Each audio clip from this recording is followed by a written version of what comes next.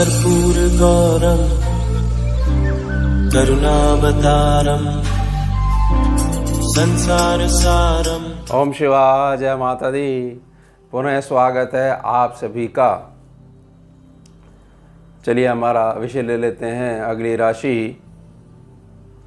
कुंभ राशि। जन्म से मृत्यु तक प्रत्येक घटना की सामान्य गणना एवं फल। 7 पॉइंट्स रहेंगे इसमें कुंभ राशि वालों के लिए, और वीडियो के अंत में एक छोटा सा उपाय रहेगा जिससे केवल चंद्र राशि आधार पर आपको मजबूती प्रदान होगी। कुंडली में जहाँ पर चंद्रमा बैठे हुए हैं, अगर केवल वहाँ पर 11 नंबर जो है लिखा हुआ है तो ही आपकी राशि चंद्र राशि कुंभ होगी। कितने भी नाम रख लीजिए, इनमें काउंट नहीं होता है। स्कैनिंग में कोई सिद्धांत नहीं है नाम का। तो आपको क्लियर होना चाहिए कि हाँ, मेरी चंद्र राशि कुंभ है। उसके बाद भी सामान्य गणना एवं फल। सामान्य गणना एवं फल का मतलब क्या हुआ कि मान लीजिए इस पूरी पृथ्वी के ऊपर कुंभ राशि के जितने भी लोग हैं, तो सामान्य गणना एवं फल और मासिक राशि फल जो देखते हो डिवाइड कर लेना। अब जितने लोगों में डिवाइड हो जाएगा तो कितनी प्रतिशत ऊर्जा और प्रभाव गणना आपके हिस्से में आएगी वो आप देख लीजिएगा। इसलिए कुंडली की स्कैनिंग करवाइए, तभी पता लगेगा। ये तो सामान्य गणना एवं फल है। इससे आप बेहतर तरीके से समझने का प्रयास कर सकते हैं अपने आप को। ये आपके परिवार में किसी की राशि, किसी भी सदस्य की राशि कुंभ है, केवल चंद्र राशि।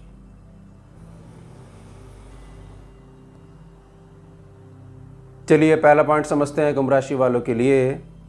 कुंभ राशि एक विषम पुरुष प्रधान एवं स्थिर राशि है। वायु तत्व वाली यह राशि का स्वभाव क्रूर रहता है। जाति शूद्र है जो पश्चिम दिशा को सूचित करती है। इसका प्रभाव अत्यधिक उष्ण बना रहता है। वन में विचरण करने वाली कुंभ राशि दिन के प्रकाश में, सूर्य के प्रकाश में बली रहती है। इनके स्वामी, कुंभ राशि के स्वामी शनिदेव हैं। दूसरा पॉइंट समझेंगे। जातक का रंग गोरा और चेहरा साफ रहता है। कद लंबा और व्यक्तित्व आकर्षक ही बना रहता है। अगर खान पान में संतुलन नहीं रखते हैं तो दांतों में समस्या आती है। किसी भी रूप में एक बार दांत जो हैं प्रभावित होते ही होते हैं। गोल चेहरे के साथ काले बाल बहुत उत्तम लगते हैं। अगर दांतों का आकार प्रभावित भी हो जाए तो भी इनमें पूर्ण आकर्षण बना रहता है। बहुत अच्छी बात है। ये प्रकृति है आपकी। जैसे भी हो जाओगे बहुत आकर्षक बने रहोगे। तीसरा पॉइंट, सामान्य से अधिक एकांत प्रिय यह जातक धैर्यवान और परिश्रमी होने के साथ में उत्तम संकल्प शक्ति के बीज को धारण किए ही रहते हैं।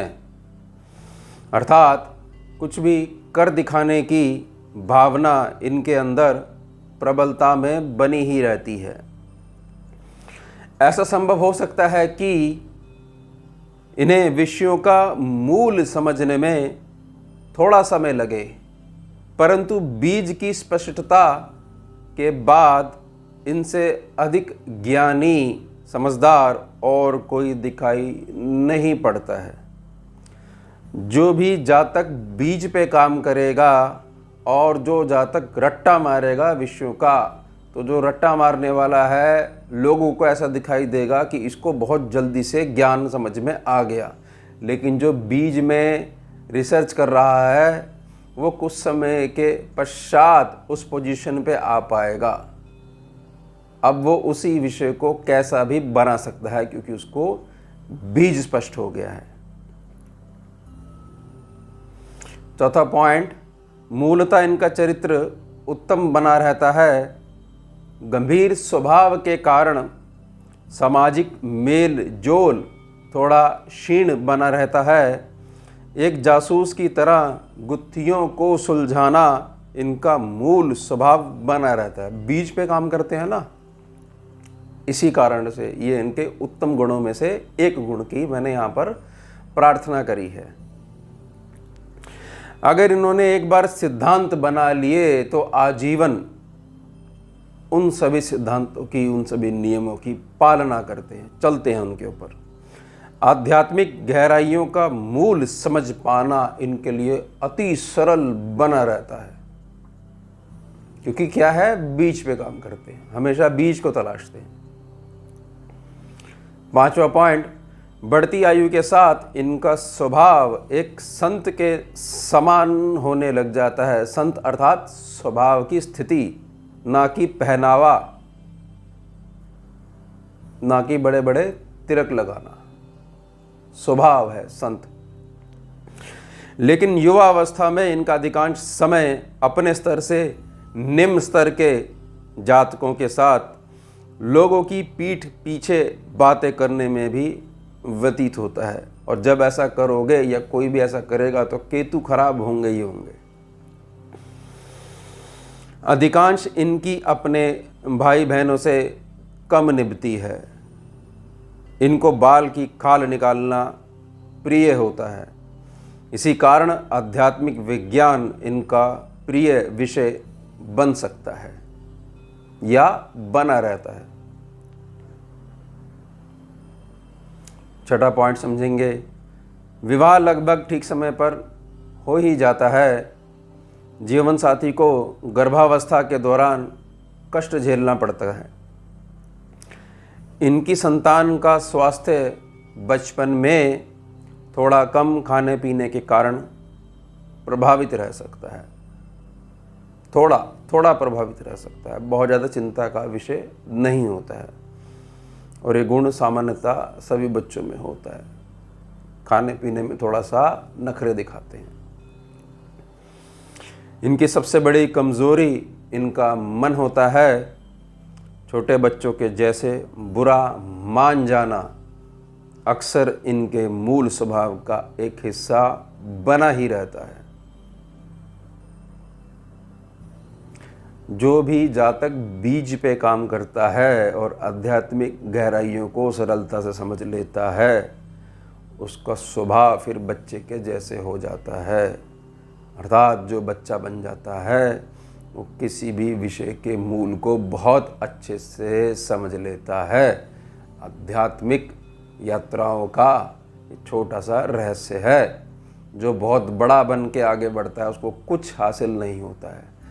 जो समर्पण कर देता है, बच्चा बन जाता है, तो जिस सोर्स के पीछे वो चल रहा था या जिसको ढूंढ रहा था, तो वो सोर्स स्वयं शिव के रूप में, शक्ति के रूप में उसको अपनी गोद में उठा लेता है। लेकिन बच्चा बनना पड़ता है पहले। बड़े बने रहोगे तो बड़े को गोदी में नहीं लिया जाता है। बच्चे बन जाओ, कुछ नहीं आता, सिर्फ गोदी ले लो। ये हैं कुंभ राशि वाले। बच्चों जैसा स्वभाव होता है इनका, बहुत ज़्यादा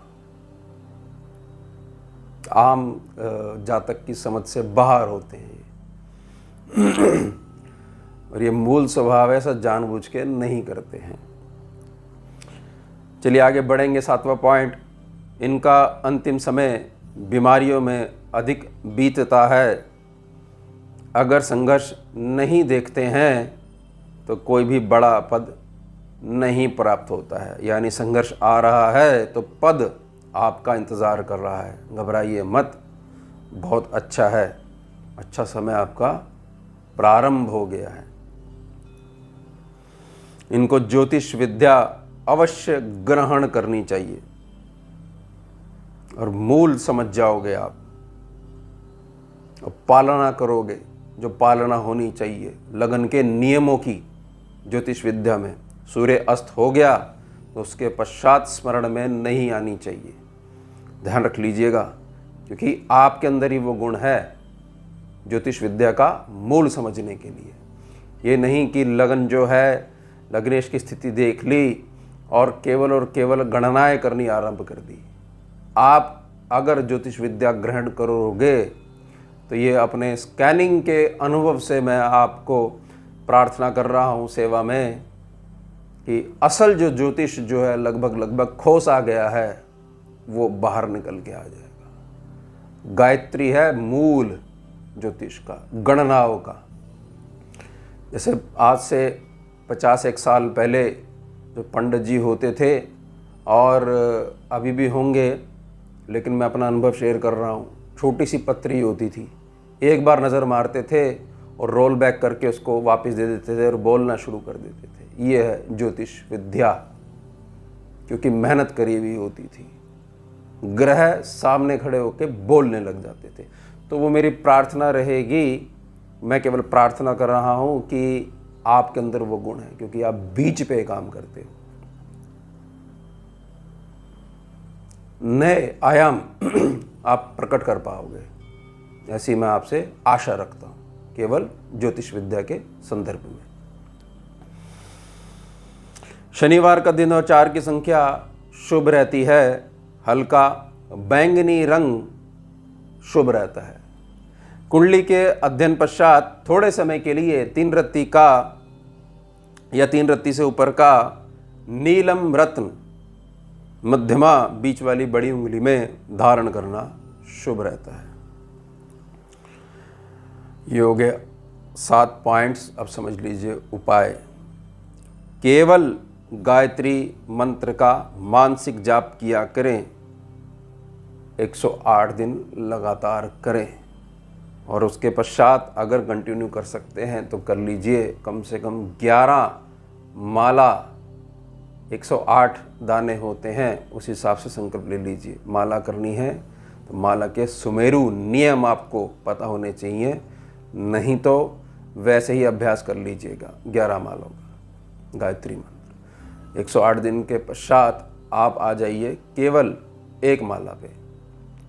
108 बार गायत्री आपने बोलनी है, धीरे धीरे मंथन क्रिया आरंभ हो जाएगी। और 11 नंबर वाले कुंभ राशि वाले, आपके अंदर छुपे हुए जो रत्न हैं, छुपे हुए जो गुण हैं, वो बाहर निकाल देगी गायत्री। और कितना आशीर्वाद होगा, जो बोलोगे वो सटीक बैठेगी बात, और एक ही बार बोलोगे, बार बार बोलने की आवश्यकता नहीं रहेगी। तो प्रार्थना रहेगी, उपाय पे ध्यान दीजिएगा। स्कैनिंग के उपाय हैं, साधना मार्ग में से निकली है स्कैनिंग विद्या, कोई बुक नहीं आती है इसकी। मंथन करा गया तो गुरु माँ के आशीर्वाद से यह सामने प्रकट हुई। और कोई विद्या प्रकट होती है तो विद्या को जब अनुसरण करा जाता है तो विद्या क्या कहती है, कोई भी विद्या प्रकट होती है, अगर सिद्धि प्रकट होगी तो सिद्धि केवल एक ही चीज़ मांगती है कि स्वयं पे आपने इसका प्रयोग नहीं करना है, और इसका जो गुण है इससे दूसरों की सेवा करनी है। ये हो गई सिद्धि।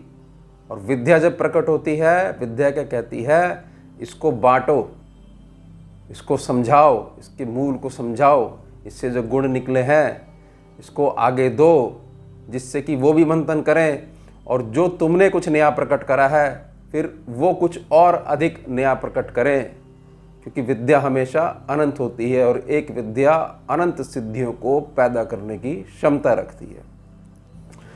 प्रार्थना रहेगी, ध्यान दीजिएगा इन बातों पर। ये स्कैनिंग की कैलकुलेशंस हैं, मूल इनका एक प्रकार से बहुत ज़्यादा ज्योतिष विद्या से नहीं जुड़ा हुआ होता है। ऐसा समझ लीजिए कि जो ज्योतिष के जो महानुभाव हैं, जो ज्ञानी जन हैं, वो अनुसरण करते हैं हम क्या करते हैं, लगन वही होता है। अब ग्रहों को समझने के लिए हम जो है स्कैनिंग विद्या का प्रयोग करते हैं। कुछ बातें लगभग मूल में बनी रहती है, जैसे लगन हो गया, ग्रह की प्रकृति होगी, लेकिन उसका कार्य करने का ढंग जो है वो थोड़ा सा अलग होता है, इसको ही स्टडी करा जाता है। इसलिए स्कैनिंग जब किसी कुंडली की करी जाती है तो पूर्ण ब्रह्मांड में वो स्कैनिंग उसके लिए रिजर्व रहती है। वही कैलकुलेशन सेम अगर मान लो उसका कोई जुड़वा साथी होगा, भाई होगा या बहन होगी, तो उसके ऊपर बिल्कुल भी कार्य नहीं करेगी। ये नहीं है कि मान लीजिए कोई भी ग्रह लगन में बैठा है, 10 कुंडली में बैठा है तो वो एक ही फल देगा, नहीं देगा, बिल्कुल अलग देगा। यही है डीप में समझना, और ये गुण आपके अंदर है, इसलिए मैं इतनी ज़्यादा प्रार्थना कर रहा हूँ। कल्याण हो जाएगा समाज का अगर ज्योतिष का जो मूल सिद्धांत है उस पर पुनः वापस आप लौट जाओगे और मार्गदर्शन करोगे पूरे समाज का, तब फायदा होगा। तो कोई सूर्यास्त के पश्चात कोई किसी नियम को फॉलो नहीं करता है। रात में सब अपना लैपटॉप खोल के बैठ जाते हैं, लगन निकाल लेते हैं। ये सिद्धांत नहीं है, ये ठीक नहीं है मेरी निजी दृष्टि में।